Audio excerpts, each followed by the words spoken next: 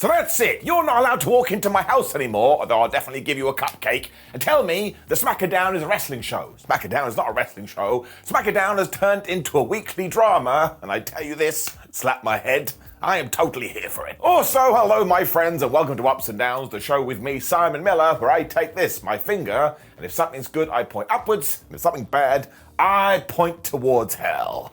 And if you think that's hyperbole, you bet your ass. But yeah, Smackdown did kick off with the trial of the tribal chief. And apparently, just a rumor, who the hell knows, it was meant to go 20 minutes and it went 40 minutes. And given that we also had something during the main event segment, it took over about 1 hour of this Friday night show. And look into my eyes. If next week, WWE wants to dedicate all 120 minutes to it, I will sign up. The Usos also came out to a massive reaction, was all like, oh hey, we told you it was possible to beat the unbeatable Roman Reigns. Well, here came Paul Heyman, and here came Solo Sikoa, and I was like, here we go. Now, given that Roman wasn't here, I like to think he was in the back somewhere crying, which actually is a horrible thing to say, and Paul Heyman was all like, I just want to let you know, I shall serve as a defense for our head of the table. This is when Jimmy and Jay tried to shut him up, and Heyman was all like, only one person tells me when to shut my mouth, which is when Solo got him to zip it. So you see the seeds we're planting here. We are gonna have a brand new tribal chief soon, and his name is gonna be Mr. Sikoa. It also signaled the arrival of Roman Reigns. Don't tell me this guy isn't mega over, because Madison Square Garden totally lost it.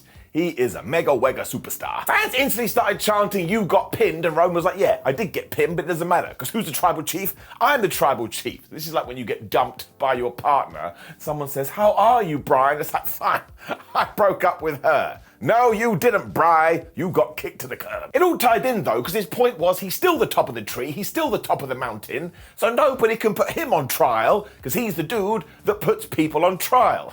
Do you know how the Usos reacted to this? They just went, man, would you shut up? Really made me laugh. They instead introduced Exhibit A, which was a video package of Roman Reigns just being an absolute dick to everybody. My favourite part about this is that it reminded you, when it comes to video editing, the Usos are really talented. The amount of times they've shown us vids, I'm like, man, they put in some time. Reigns then proved all of this was true, and he is an emotional gaslighting moron. Because he was all like, man, I don't want to act that way, but you make me act that way, and you make me act that way. To the point, even my family don't recognize me anymore, because you're all such goobers, you're turning me into someone I don't like. And I just want to point this out. If anybody in your real life says that to you, get rid of them straight away.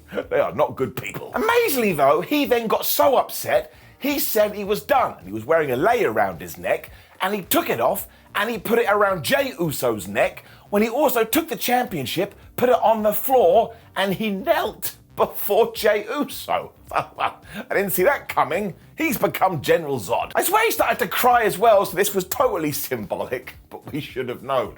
Roman Reigns is the worst person on planet Earth, so just as Jey, who wants the family to get back together, was like, oh my gosh, I can't believe it, Reigns took his hand and he whammed him right in the balls. Because I'm a terrible human, I laughed, but it's just one of those things where you're like, of course he did. Jimmy then tried to help, but of course Solo Sikoa took him out and he spiked his ass. Didn't spike his ass. And in all the fracas, this lei fell to the ground. And do you know what Solo did? He did what any respectable wrestler would do in this situation to make sure you know it is super serious. He looked at it. Now, of course, I am being jesting here, because this is just a story that is now evolving, because it's telling you once again, oh my gosh, Solo Sikoa could be the new tribal chief. Calm down. Before we could move on, Jey was back, so Sikoa took him out, and then Roman Reigns and Solo just battered these two. I mean, it got really bad. At one point, Jey was caught up in the ropes, and they were beating on Jimbo, and he couldn't do anything about it. They also bludgeoned them with the title, and they used chairs, and they used Simba the Steel Steps, when, of course, they put them on Alan the announce table, and Solo Sikoa finally scored with that splash. And how did that tie in? Well, at Money in the Bank, he tried this, he missed, which is what ultimately cost Roman Reigns the match. It meant that all of this ended with Roman posing with his belt, and just to keep you up to speed, Jimmy was so badly hurt, he was taken to a local medical facility. However, I'm pretty sure the commentators actually said hospital, And when they say hospital, it means he's almost dead. So this was just the absolute best. And look, it did take up a long time on television, but I do not care because it was so compelling. Like I say, we ain't even done. They come back out in about 90 minutes, and damn right they should have done. It's also just the best because, spoiler, and we will get to it, we are going to do Jey Uso versus Roman Reigns at SummerSlam. And while I don't think Roman will lose, am I 100% sure? No, I'm not. And if Jey Uso did win, I'd probably implode and die. So it sucks to be me, but what a way to go out. This is absolutely getting an up. And if you ain't planning on watching it, well, you're allowed. You may have better things to do, but you'll enjoy it all the same. We finally got some wrestling after this, which did tie into last week because it was Sheamus versus Austin Theory for the US title. That's alright. I do think it felt a little bit rushed, which may tie into the opening segment, but this was needed because Austin Theory does not defend this championship enough, to the point sometimes I forget he has the belt. Now that could be because I'm an idiot, but either way. Austin did hit this cool looking slam thing from the second rope when Sheamus came back with a Celtic cross, and from here, because he was the bigger dude, he just started to whoop him. As soon as he did apply the cloverleaf though, out came Pretty Deadly, who are Austin Theory's new best friends. So you know what Sheamus did? He went and attacked Elton Prince. I absolutely love professional wrestlers. If any other human beings get into their vicinity, they forget about the match and they just walk off. The Brawling Brutes then arrived to balance the numbers, and just when Sheamus was about to win, you already know what happened, Austin Theory hit the most devastating move in all of sports entertainment, the surprise roll-up, and he held the tights, he got the 1, 2, 3, and he retained his gold. So that was a little bit of a waste of time. However, I did enjoy the match, so I am going to give it an up. However, bring it down, there's a surprise roll-up counter, which is always totally out of control. But also, as we've said on Ups and Downs recently, this finish is just stupid now. WWE especially uses it when they go, well, we have booked this much, but we'd rather nobody lose. Why don't we just go devastating? I mean, they've done it so often recently, it's lost its impact. And given that there was a bunch of people interfering on the outside, Sheamus could have been hit with the A-Town down and still have been pinned, and everything would have been fine. So when I run that through my brain, I was getting it down. And speaking of all of this, and I will tie it in just 1 second, was LA Knight on this show? No, he wasn't. What? Therefore... That's right, it's me, the Pesipus, and I cannot believe LA Knight wasn't on this episode of Smackdown. He is over like Rover right now, or like an octopus. This is absolutely crazy. Well, it's not often I say this, Pesipus, but you're 100% right.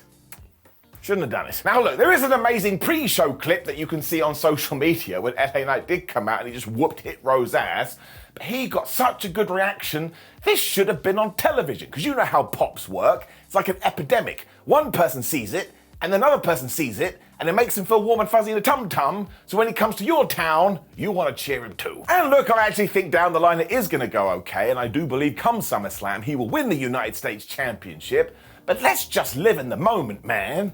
We should have jumped all over this. So it's another down. 2 downs in a row. Negative Nancy Simon. We then got this great video reliving all of the awesome moments over the years in Madison Square Garden. And maybe one day, Grayson Waller will be a part of such a package. That's just my terrible segue, because next it was the Grayson Waller effect. The Australian was here though, and he is just on a roll, and he is going to be such a big deal. Because at Money in the Bank, he hung with John Cena. And here he was interviewing Edge. It was like it was nothing. This guy gets it. Now, they did start by having Wrestling Conversation 101 when Grayson Waller was like, why are you back, Edge? And Edge was like, I am back for the fans. It's always the damn fans. If you become a bad guy, you do it because you hate the fans. And if you come back to wrestling, you do it because of the fans. So, man, we're the centerpiece of everything. He did, however, go on this great promo, though, when he talked about SummerSlam 1998, when he debuted in MSG, and how he's a dreamer and he works hard, and despite almost being 50, none of this has changed, and he's gonna continue to do it, and I was like, man, Adam Copeland, you an inspiration. What really made me laugh, though, is that Grayson had just decided, nah, Edge is retiring, so I'll announce it for you, and the way he did this was genuinely funny. Again, I really like this guy. This, of course, opened the door for the Rated R superstar to refute such claims and said, I went to the powers that be, and tonight it is going to be Edge taking on Repo Man. Wasn't Repo Man. I wanted to be Repo Man. Of course, it was Grayson Waller. We will get into this later, though, but I thought all of this worked because WWE clearly see something in Grayson Waller, which they should do, by the way, was getting it up. But then recalled the opening segment, which really made me laugh, because again, it took over the whole show, but we better have some replays. When it was Karrion Kross versus AJ Styles, I do not understand what's happening. Now again, I'm going to assume they were forced to go mega quick, but this is genuinely what happened in about 2 minutes. They got in the ring, AJ Styles beat him up, Scarlett tried to interfere, Michin stopped her, so Styles hit the phenomenal forearm. 1, 2, 3. I was like, man, Karrion, I would be worried. So this feud has just felt so weird, because it could have been good, and it's not bad, but it's kind of just there. So it's like oxygen. It's not like oxygen, because we need oxygen. What are we talking about? It does feel like we've given up on Kross, though, which I think is totally unfair, because this dude does have something. But if he is going to be all spooky wooky and have his cards and tick-tock clock and all that nonsense, he then has to back it up in the ring. And we never allow him to do that. He's got to get it down. Thankfully, I then cheered up, because Asuka was here. Now, she reminded us that nobody was ready for her, but before she could even finish that sentence, clearly Bianca Belair was in the back going, well, that's a damn insult. I'm ready for you. She walked to the ring, and they just started having a fight. Charlotte Flair must have also been in that position and felt left out because she sprinted to the ring. All of a sudden, everybody was just whooping everybody else's ass when Io Sky was here. What is going on? She went right after the Empress of Tomorrow, and Bayley was still helping her. So Io must have forgotten what she did to her in the ladder match, when all of a sudden, it actually looked like they were going to cash in. Can't lie, I got a little bit excited. It didn't work though, because Belair took out bells as Charlotte got into it with Io Sky and actually booted the briefcase right into her face. But fair play to Io, because now she has held on to the Money in the Bank briefcase longer than anyone other than Carmella. Because that's right, when you go through the stats, every other female Money in the Bank winner has cashed in within 48 hours. Most actually do it on the same night. So of course we are just teasing a cash in here like we were doing on Raw. And even though it is going to be Asuka versus Bianca Belair next week, you know what's going to happen. Charlotte Flair will interfere and we will get that three-way at SummerSlam. Now look, if we give them time, that will be absolutely faboo. And while this was really, really strange, and in fast forward, at least we were putting the building blocks in place. Sometimes that's all you need to do. Up. When Edge defeated Grayson Waller, oh no. So let us talk about it, because some people are going mad, but it all does come down to context, because 9 times out of 10, when somebody does get called up from NXT and they have their first match on the main roster, of course they should win, because then the wider audience go, oh, well, I don't know this guy, but he's pretty good. Much like Finn Balor and Carmelo Hayes a few weeks ago, I just thought this was such a good match, actually I preferred this one, that when all is said and done, it made me go, this Grayson can be pushed to the moon, he has got everything that it takes. That's all you need to do. This is something else you should go out of your way to see. Waller also cut Edge off on the outside of the ring where he went to work on Edge's neck. So what a piece of trash he is. 10 years ago, the rated R superstar had to retire because of injuries to this area, and Grayson within the story was like, right, fine, well, I'll break it again. Drew Grayson then went for a flying nothing, so he got flapjacked by Edge, when all of a sudden on commentary, Michael Cole went, wait a minute, I've just been told Jey Uso has returned to the building. I was freaking out. Edge also killed Grayson Waller with his powerbomb to the outside. I mean, he threw him right into the floor. And the finishing sequence here, I thought it was pretty damn good. Because we did have a near fall after Grayson hit the Unprettier when Edge went for a spear and he missed, which is when Waller went to the outside and he was going to do that running cutter thing, but when he jumped into the air, Edge properly gave him the spear and he got the 1, 2, 3. And I started clapping. I thought this rocked. The key to all of this too was earlier when they were doing their promo off, Edge had said to Grayson, let's see if you sink or swim. So here he got the microphone and said, hey pal, you swam, and he threw the mic at him. So of course I was laughing because one person on planet Earth will have tuned into SmackDown late. They would have watched this match and just seen Edge go, hey, you swam. They'd be like, I didn't see him do any front crawl. You'd be so confused. But this is a legend and a Hall of Famer putting over the young guy. And again, as long as Grayson Waller starts to win matches now, he has the world at his fingertips. I am going to give this an up.